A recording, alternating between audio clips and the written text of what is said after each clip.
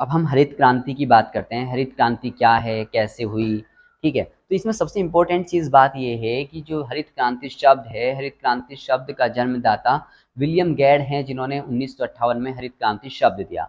जबकि हरित क्रांति क्या होती है, कैसे की जाएगी, इसके जन्मदाता नॉर्मन ई बोरलॉन्ग हैं, जिन्हें आगे चलकर नोबेल पुरस्कार भी मिला। अब हम बात करते हैं हरित क्रांति है क्या। देखिए, मुख्य रूप से हरित क्रांति का अर्थ उच्च पैदावार वाले बीजों से है, जिसमें HYV बीजों का इस्तेमाल होता है, यानी हाई याइल्डिंग वैरायटी के बीजों का इस्तेमाल होता है।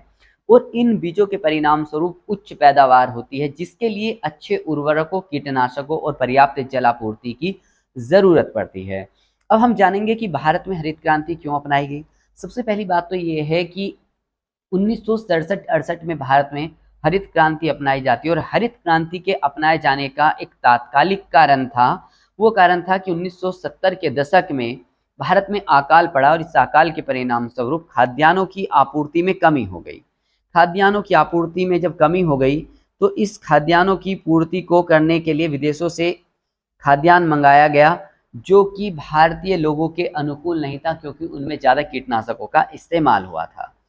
दूसरी बात यह है कि हरित क्रांति की ज़रूरत इसलिए भी पड़ी क्योंकि स्वतंत्रता के समय 75% आबादी कृषि पर आधारित थी।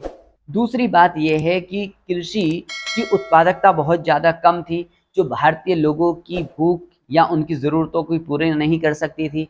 हरित क्रांति का तीसरा कारण ये था कि पुरानी टेक्नोलॉजी का इस्तेमाल हो रहा था, और नई ज़माने की नई टेक्नोलॉजी की ज़रूरत थी, जो वो पर्याप्त मात्रा में मिल ना पाई। चौथा कारण ये था कि कृषि मानसून पर आधारित थी।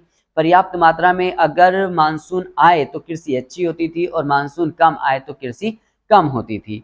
चौथा कारण ये था कि सिंचाई की सुविधाएं पर्याप्त मात्रा में उपलब्ध न थी, जिसके परिणाम स्वरूप भारत में 1970 के दशक में आकर हरित क्रांति को अपनाया गया, और देश के दूसरे प्रधानमंत्री लाल बहादुर शास्त्री जी ने जय जवान जय किसान का नारा दिया, ताकि किसानों को भी मजबूत किया जा सके और सेना को भी मजबूत किया जा सके।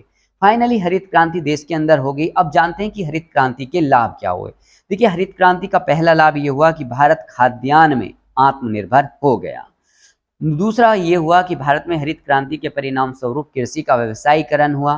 तीसरा लाभ ये हुआ कि भारत आत्मनिर्भर होने के साथ साथ अब निर्यात करने वाला भी बन गया। पहले हम मांगने की स्थिति में थे, अब देने की स्थिति में आ गए।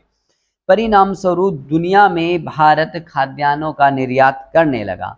इस तरह से हरित क्रांति भारत के लिए लाभदायक साबित हुई।